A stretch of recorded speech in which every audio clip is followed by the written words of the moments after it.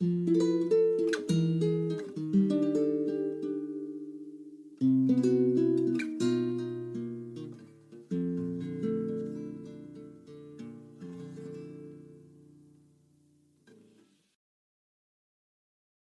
I have said, acting has taken me to a lot of places, but one trip to Los Angeles had nothing to do with work, and to say it was eventful is a huge understatement. A speedy recap. In 1946, my mother left England to join her husband in America, taking her son, my half-brother Michael, with her, leaving me behind with my beloved Nan. The intention was, once my mother was settled in the US, I would be sent for. 30-plus years passed. Olive and her husband Ralph had separated, and I still hadn't been reacquainted with my mother or met the rest of her family, my half-siblings, Michael, Georgina and Olivia. I had, however, spoken to them on the phone just the once. I was on location in Miami filming a commercial for the NatWest Bank. It was quite a demanding role. I had to sit on a beach for 3 or 4 days playing happy families with my acting wife and son. A voiceover explaining to the TV viewers that this could be you if you stay with us, blah, blah, blah, blah. I had written to Olive at her last known address with my hotel details. After a long hot day playing daddy on the beach, I got back to the hotel to find a card waiting for me at reception. While you were out, Mum called. Well, my heart was all aflutter as I took the lift up to my room. Was I, at long last, going to actually speak to my mother? Pouring a large vodka and tonic from a minibar, I dialed the number on the card. After a few rings, a male voice drawled, "Hello?" "Oh, hello." "You want to speak to Olive?" "Is that Michael?" "Yeah." "This is Robert, your, brother." "Holy cow, Robert, I gotta see you the one time." "Yeah, okay, I'll tell Mum you called." A short time later, Mum called. "Oh, Robert, when I got your letter, I got so excited I fell over and broke my arm." "Oh, sorry. You spoke to Michael?" "You know, he drinks, Robert." "You don't drink, do you, Robert?" "Not really." I had a brief chat with my half-sisters, Olivia and Georgina. Georgina said that her and her husband were saving to buy a ranch. Well, this will resonate later when we finally meet. I left things with a promise that now we had spoken, I'll visit them soon.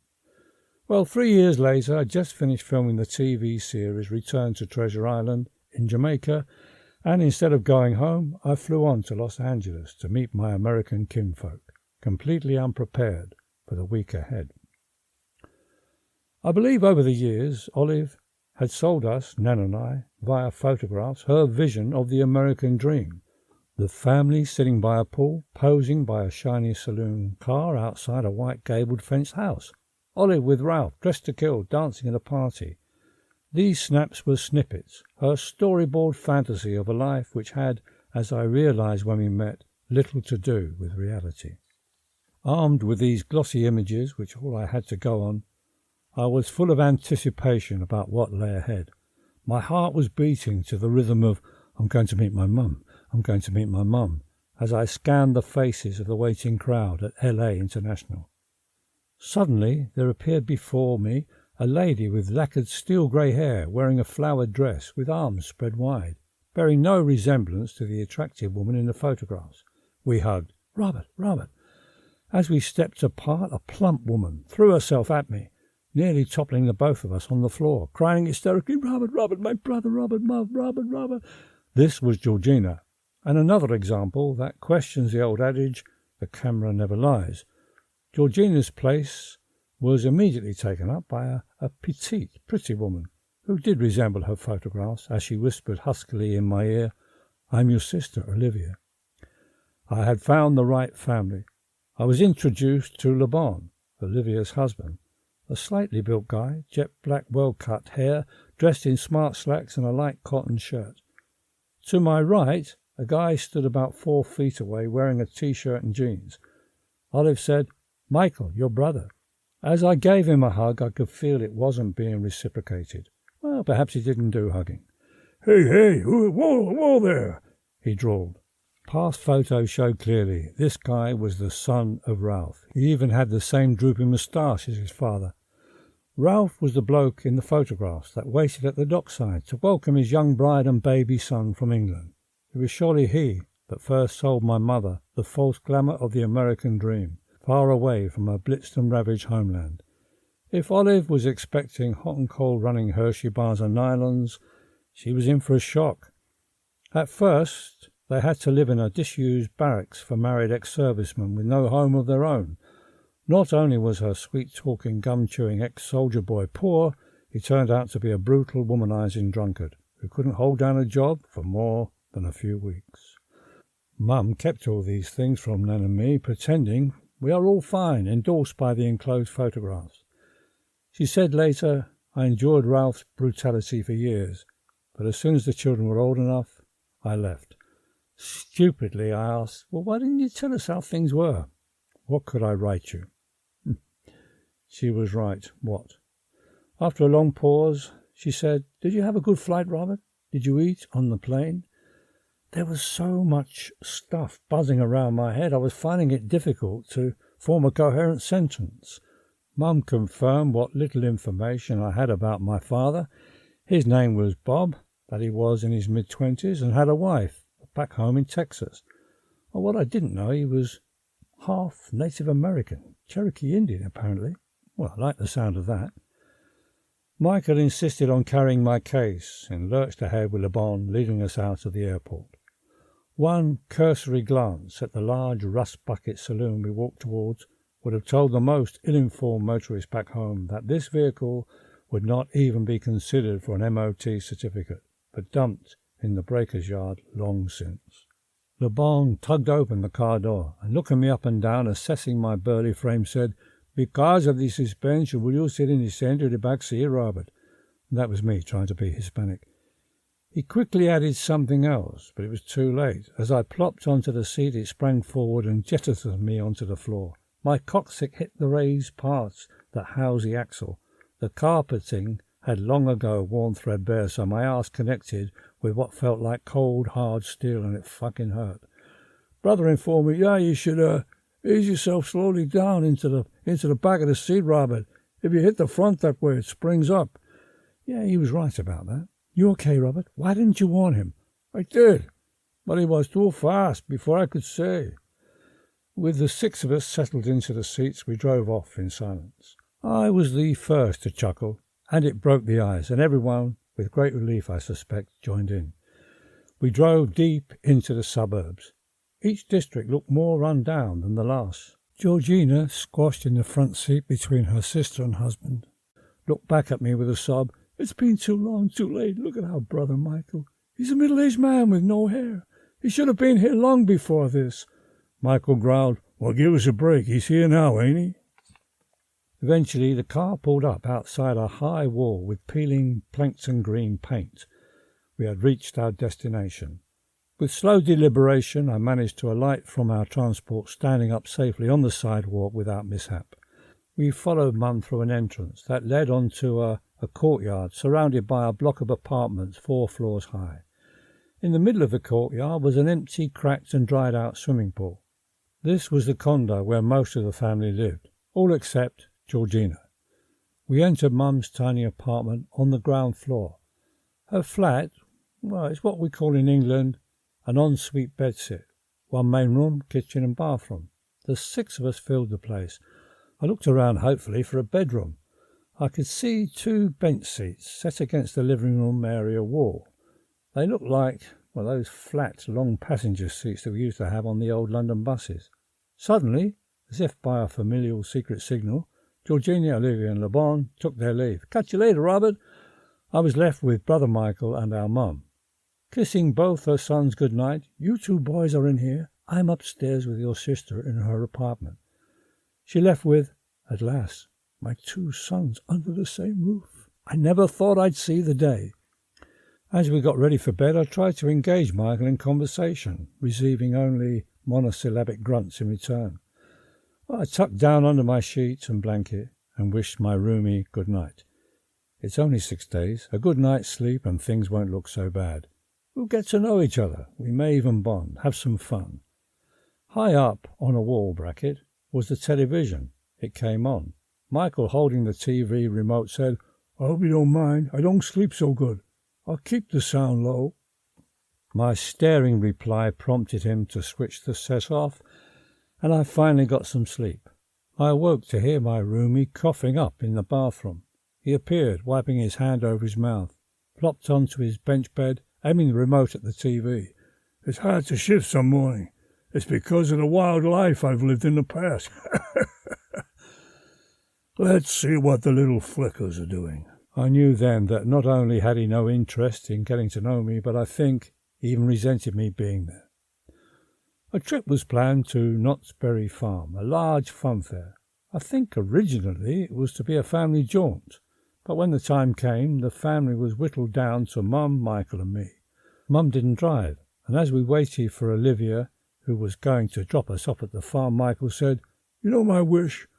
My wish is that you two should go to get better acquainted. That is my wish." Well, no way was I going to be treated to a day out at the funfair with my mummy. I spotted one of my young half-nephews crossing the condo that I'd met earlier. "Hey, fancy coming with us?" "I've been to Knott's Berry Farm too many times, Uncle Robert." Now, I knew the kid coveted my blue Trilby sun hat that I had brought with me from Jamaica. I took it off and held it out. "It's yours if you come." The bribe worked. At the fair, Mum felt queasy after just one ride, so me and the kid went on a couple of rides together, with Mum waving at us as we zipped around. If the kid hadn't joined us, what then? Just me laughing and waving as I sped by on my own?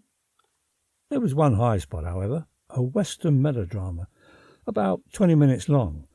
The stage was a train set that got robbed. A gunfight ensued, with the good guys winning. I empathized with my fellow actors, who probably had to treadmill the show until the fair closed. On our return home, we found Michael stretched out on his bench bed in his underwear, with an almost empty bottle of rum on the floor.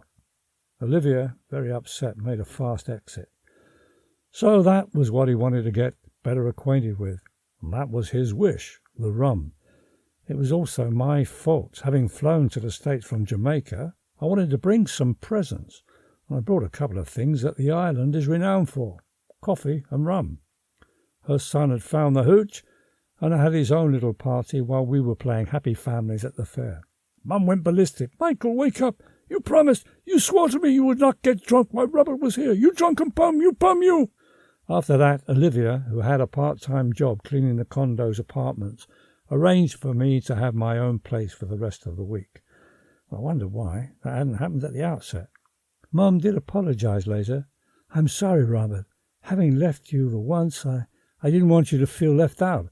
I wanted you to be a part of the family. I wanted my two sons to get better acquainted."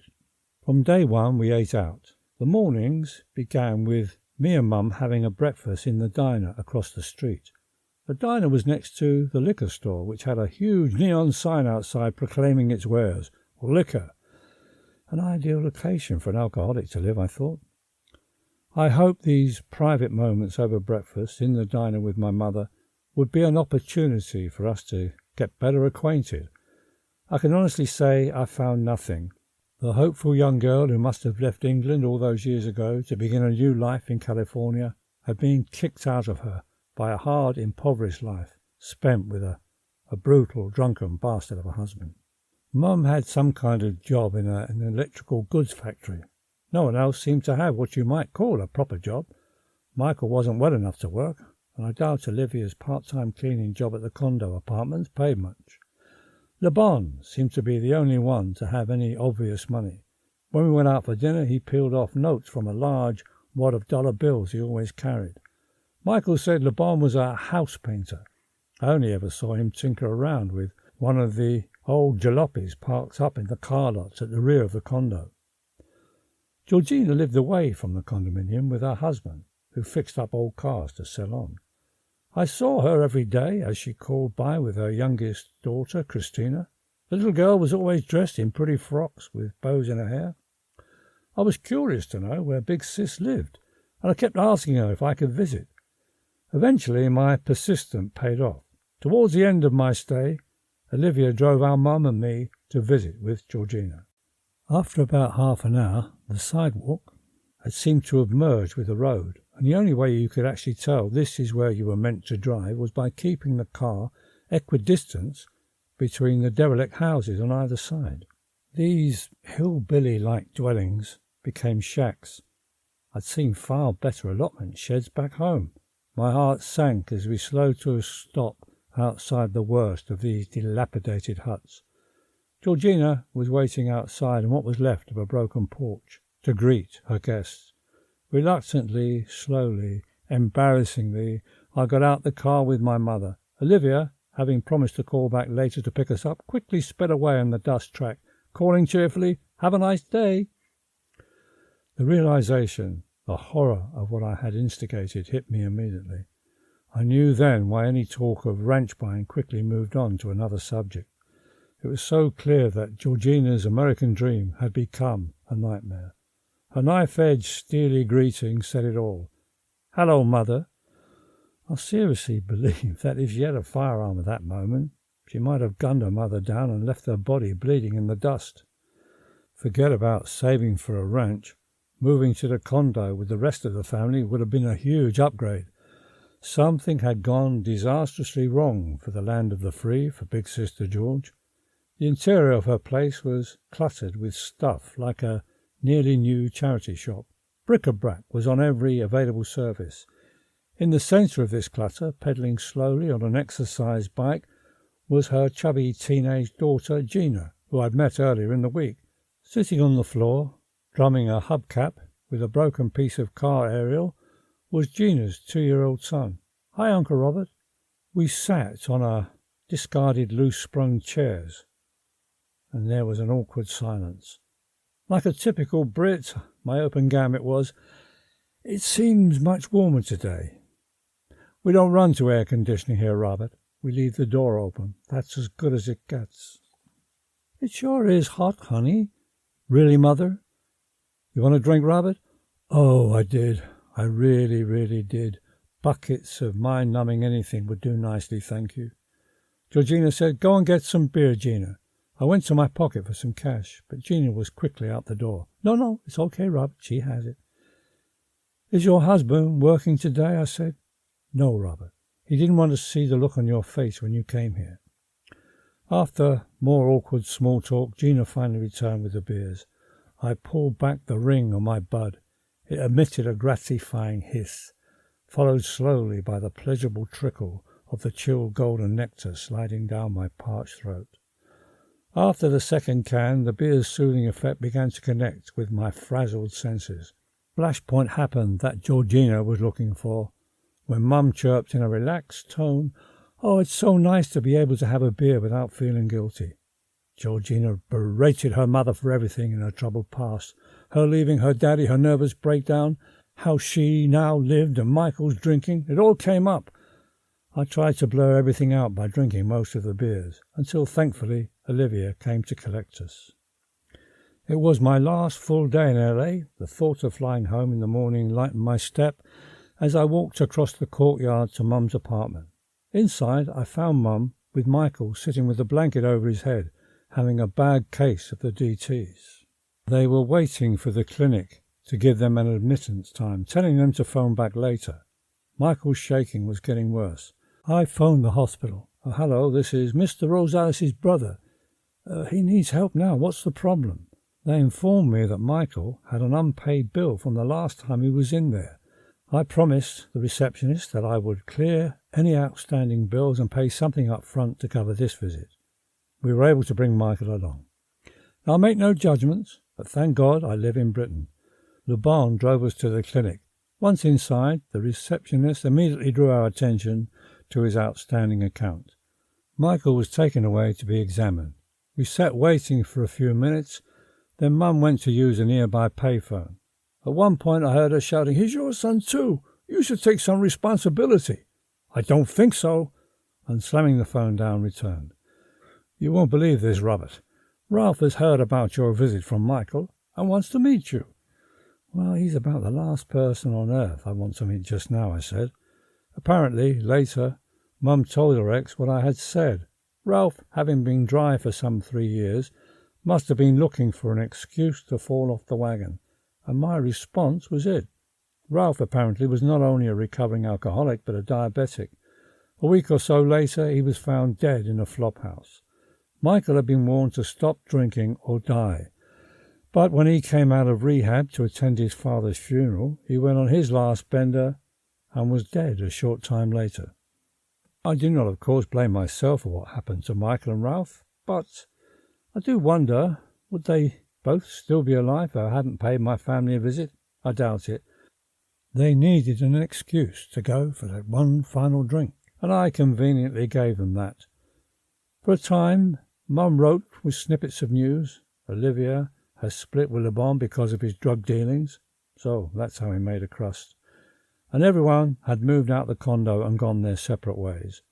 Olivia and I had spoken recently on the phone. She informed me that our mother had died, and Georgina had developed some dreadful wasting disease that the doctors weren't able to treat, and she died. I don't regret having met my Yankee kinfolk. In fact, it had to be done. It had been a part of a future plan for me for as long as I can remember. I was the result of a brief encounter by two young people who must have shagged in the summer of 1943, and that resulted in my birth the following March. The two things I am thankful to Olive for: she gave me life and left me in good old England to be raised by my beloved Nan.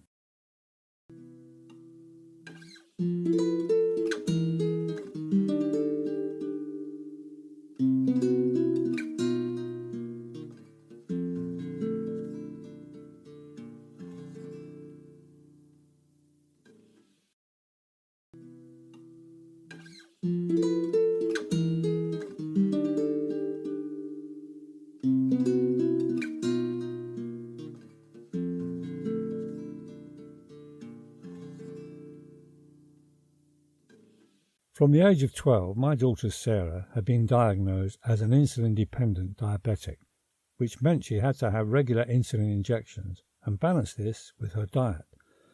The balance between food and insulin must be a way of life, particularly when growing up. If you pay little attention to the illness, it can be life-threatening. No matter how we monitored her at home, the sweet shop was far too much of a temptation, as it is with all kids, eager to feed their daily sugar rush. Unfortunately, Sarah continued to have quite a cavalier attitude in regard to her illness, which continued throughout her teens and early 20s. By 1990, she was living in her own flat in Ealing, West London, which was very convenient for the BBC, where she worked as a floor manager. Sarah took her regular insulin jabs, but other than that, she practically ignored her illness. As a result, her retinas began to detach due to her high blood sugar. After 2 operations, the eye surgeon thankfully saved her sight. All seemed well. Then Sarah's kidneys stopped working, and she had to be hooked up to a kidney machine for 4 hours 3 times a week. To be near Sarah, Barbara and I sold our terrace cottage in Bromley and moved to Ealing. Being a jobbing actor, like many artists of my calibre, I had a lot of free time, so thankfully I was mostly on hand to be with Sarah as she dialysed and to drive her home afterwards. Sarah was at times physically and mentally drained from the effects of having her blood cleaned 3 times a week by a machine. She could barely manage her day-to-day life at times, and after 3 years with no sign of a matching kidney, physically and mentally, Sarah was getting desperate. One night she phoned us in such distress, begging me to come and fetch her. She was lying on her bed, holding a syringe full of insulin, enough to kill the strongest of men, and was contemplating injecting the lot into herself. Well, I jumped in the car and brought her home to stay with us. A few days later, at 4 a.m, we were all asleep when the phone rang. I awoke and sleepily answered it. The call was from the renal consultant at Hammersmith Hospital, who was trying to contact Sarah. She said a kidney had become available, and it could be a perfect match. Well, some 20 hours later, Sarah had a new organ and was sitting up in bed looking once again like the healthy young woman we hadn't seen for years. Within 3 months, she returned to work as a studio floor manager, calling the shots and once again living up to her name as Bossy Boots. Barbara and I had registered with Sarah's GP as soon as we had settled into our new home. Barbara had had regular smear tests, once a year in fact, ever since she had a laser treatment for some precancerous cells in her cervix. Her first smear test in Ealing showed an abnormality, so much so that the doctor asked Barbara if she'd ever had a smear test before. Further tests showed Barbara had stage 4 evasive cervical cancer, and there is no stage 5. My poor darling, my soulmate, my lovely auburn-hair girl was going to die. At times, when both my loved ones were in hospital, I leave the house, walk towards the car, unsure of whom I was going to visit first. Eventually, Barbara came home, and it seemed at times all was well. Then some other cancerous cell would appear. We lived a life of false hope one minute and desperation the next. Barbara wasn't overly religious, but was brought up to go to church. Occasionally she would say, "I can feel a touch of religion coming on," and attend the odd church service for a few weeks. She hadn't felt the call since we'd moved to Ealing, but the time for more than just a touch of religion was inching ever closer. When we knew she was near to dying, we wanted to find a vicar to take the service at the crematorium. Our best friend, Leslie, had recently heard that the vicar of our local church, St. Mary's, might be just the chap. His name is Douglas Holt, a real man of the people that Barbara and all of us found we could relate to. Now, comedy is a serious business, they say, but when the two collide, it's beyond hysterics. Not long before the end, Douglas had come to the house to pray for Barbara now, who was in a coma. A short time before Douglas was due to arrive, Eileen, one of the wonderful district nurses taking care of Barbara, came rushing out of the lavatory. "You have sprung a leak in the bathroom." Sure enough, the floor was flooded. I phoned my friendly plumber, Jeff. Luckily, Jeff was working nearby and, knowing our situation, come around straight away. I can't quite remember who arrived first, but Jeff the plumber and Doug the vicar were both doing their thing at the same time. Douglas was praying loudly above the noise of Jeff hammering away on the pipes in the bathroom. Douglas could have stopped, but it looked as if Barbara was on her way, and he didn't want her to meet her maker unprepared, I suppose. It went something like this: bang, bang, bang, wallop! Our Father who art in... Oh, fuck! Hallowed be thy name. Jeff shouted for more towels to soak up the ever-spreading leak. I spied a pile of incontinent pads by the bed, and grabbing them, rushed out to find Eileen on the landing. "He'll need more than this. The leak is bad," she said.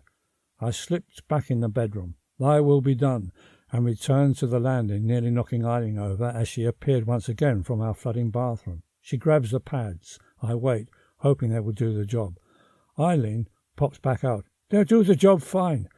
At that moment we spontaneously cracked up, hugging each other, and sank to the floor in a hysterical heap. We had to try really hard to stifle our gut-wrenching laughter as Douglas prayed in the bedroom and Jeff scrunched and grunted in the bathroom. If Barbara could have been aware of this, I know she would have joined in. 6 months after Sarah's transplant, Barbara died, aged 51, at home in the loving arms of the three people she loved the most: Sarah, me, and her lifelong friend Leslie, our true sister. Although our family is small, just the three of us, on a bitter cold snowy winter's day in January 1996, 150 people stood in the freezing cold outside the Ruislip crematorium.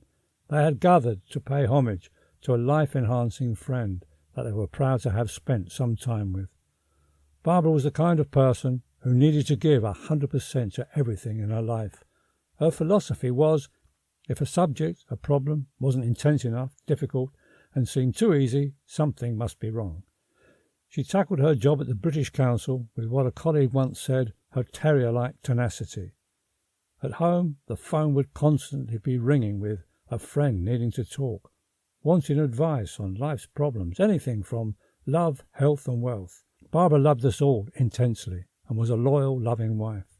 One of the lovely things I remember her saying to me, "I never tire of seeing you come through a door, darling."